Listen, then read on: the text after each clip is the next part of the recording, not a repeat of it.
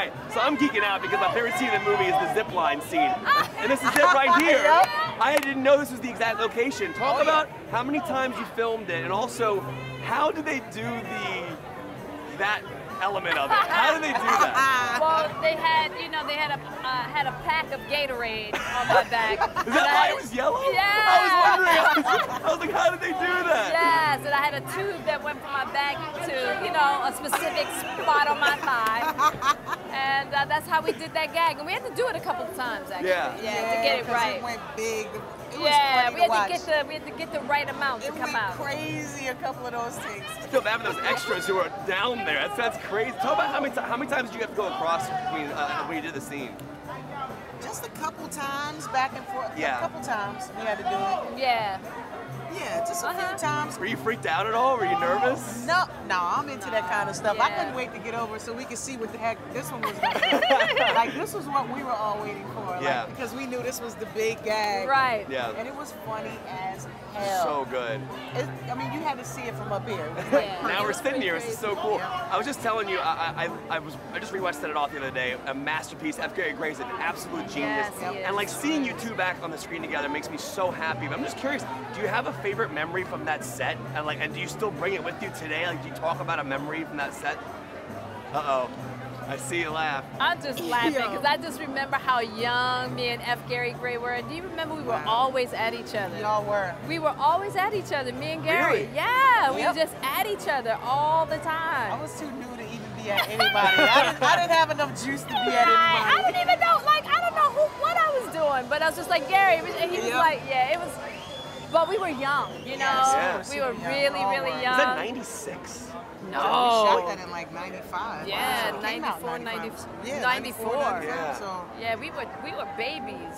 Early 20s. I just remember, I do remember just loving that when we robbed the bank. Like being inside the bank, you know what I mean? And that whole scene. And yeah, especially that big one. I had fun with that and backing up, shooting down the block. That was awesome. I mean, it was fun. Just going to test our guns. It was like you got to shoot all of these crazy guns. Oh, with Dre, right? Oh, yeah. Yeah. No, like with Dre, but no, when we actually went to choose the type the of guns that we would gun shoot range. in the movie. Yep. We got to shoot all kinds of stuff. I think my favorite part of Set It Off was really, you know, Gary made us spend a lot of time with each other. He made us go to lunch with each other, hang out with each other. He really wanted to get this chemistry, but every time we were about to rob a bank, we would go into one of our trailers, throw back a shot of tequila, and like throw on this record by Hole. Go on, take anything, take anything. Oh, wow. Yeah. I mean, we would get hyped and then then we would go rob that bank. You know what I mean? Like, we pumped each other up and we go get it. I reached out to my viewers this morning asking for some fan questions, and someone named Tamika Spencer wanted to know, if you were to go on a girls trip in real life, what would be a mix of music you would have with you? What's the necessary soundtrack to a girls trip?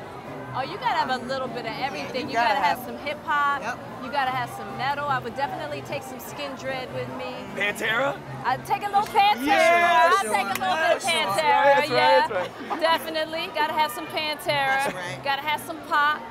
Gotta have some Biggie. I have to take some Bob Marley for sure. Bob Marley. And some Stevie.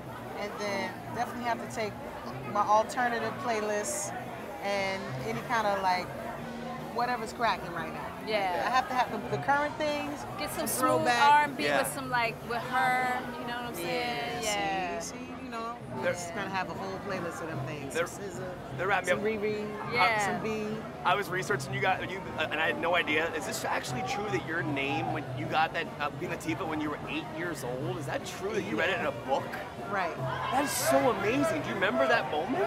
I do. I remember that book, and the name of Latifah. I had a cousin named Latifah, but I didn't know what her name meant. When I read it, it meant delicate, sensitive, kind, nice, and I felt like I felt like that was me. I was big for my age, but I really was all those things inside. So you are. Yeah. So I didn't know that's what your name meant. It fits you perfect.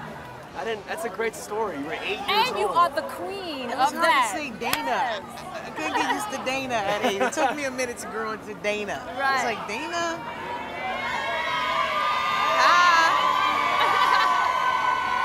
Hi, It was an absolute pleasure sitting across from you. It looks pretty. So cool to be up here on the zip line set. There's a great line at the beginning of the film about the idea that when a group of girls has their one song, and I'm curious, when you get together with your friends, do you have a one song that you listen to?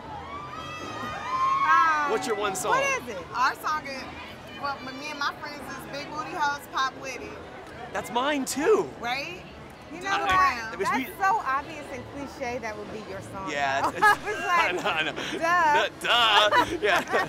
Do you have a song as well? I don't know, anything from the 90s. You know, I like some SWV. Like, I love 90s. I love 90s hip hop. I love like 90s R&B. You put anything from the 90s and I'm up. If a girls are taking a girls trip though, what needs to be on the mix? Like if there's a mix of like couple songs, besides those songs, what needs to be on there? Some Mary J. It's got to be Mary J. Yeah. And I need Heartbreak Mary J. I need the KC Mary J. So we all can sing. Yeah. So we all can sing. Yes. It got to be some Mariah. Okay. It's got to be some Puff. Some Puff. Okay. You got to have some Tupac. Yeah. Some Biggie. You got to have some Biggie. You got to have some Shania Twain too. Ooh. You don't respect me. I don't know if I'd have Shania on there, but I'm not mad at it. I got Shania on my mix. Okay. Shania on my mix. Big booty. Yeah, and Shania. I have Britney on mine too. I like Britney. Don't you know that I'm toxic? Whoa. Yeah.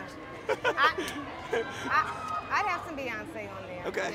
Yeah, definitely Beyonce. Some Destiny Child. Yes. You mentioned Diddy. Now that moment in the film is amazing. I am curious. The beauty of that is you're shooting it at the actual Essence Festival at a real show.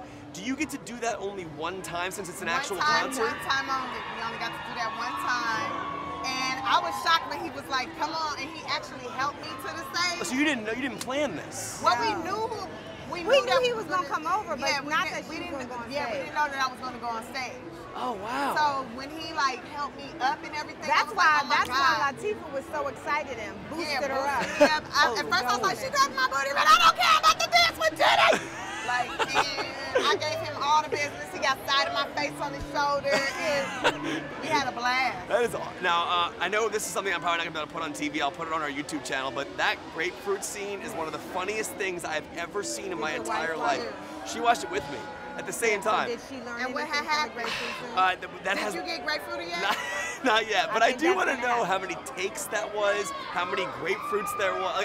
It was 6 takes, I believe. I think it was 6, maybe 8. I wasn't there. I was so it might have been 6 or 8 takes because I kept laughing. Because, you know, when you get a banana in the back of your throat, you can't help but to laugh. And when you look up, it was easy. I had practiced the night before, right? I was like, the night before. And so I had it down. Look, I'm like, was it on a banana? No, it was in real life. But I had practiced the night before. That's what I thought. When I looked over at Jada and Queen, it kept making me laugh. So, but it took about 8 times. That is the funniest thing I've ever. But we had it in the first take. I want to tell you. with the pole ball on my face and everything, I made sure I put my face in it and everything. I want to tell you that I was in a movie theater. People were laughing for 5 minutes after it. I missed 5 minutes of the movie because we couldn't stop laughing. So you got to go see it. Yeah, I got to see it again. You know, one thing I love about you. Obviously, you're from DC. I work at near Friendship Heights. That's where our station is. Can you talk about how DC has played a role in your comedy? Like, what is it about DC that's kind of added to your comedy over the years? Like, do you pull things from DC? I mean, I know it's kind of a loaded question, but I don't know. You know what? DC probably. For me growing up, living in D.C., which was in the hood, this is pre-gentrified Washington, which is completely down. Where were you in D.C.? I was near 5th and Kennedy, so like 5th and Missouri, near Coolidge, but then I went to Catholic school. So I always had a mix of 2 different worlds, you know. I always had the Catholic school, because I went to Immaculata, so I had Immaculata, and I think just probably seeing how similar we were, you know, all people are, even though they're from different walks of life or different financial backgrounds. I think in DC always, I think DC was special. There was I had a lot of confidence coming from DC, you know, especially as a young black girl. We had a black mayor, although he smoked crack, he did make sure that we all had jobs in the summertime. Right. And now my childhood friend is the mayor of DC, Muriel. For real? Wait, you know Mayor Bowser? That's my best friend's cousin. I grew up with Muriel. She's on our station all the time. Oh, is she? Can you give her a message? Yeah. Muriel, I won't tell what we've done on our trips because you're a mayor now. That part. Some things are best kept secret. I need to get out of jail free card when I come to your city. But Muriel's great, and she's doing such a great job. She's amazing. She's amazing. Yeah. I love her. It's cool. Yeah. I didn't know you knew her. That's yeah, awesome. I mean, probably since she was 4 or 5. I mean, we literally, I love you too. We grew up together. That's so awesome. It was exciting. I was like, Muriel, it's crazy to think that she's the mayor. It's awesome. Right? Well, it wrapped me up. It was awesome talking to you guys. Thank you. Tiffany, Thank it was you. a pleasure. Great meeting you. Always a pleasure to see you. Thank you. You too. And congratulations. Stay married as long as you can. I will. Thank you for this.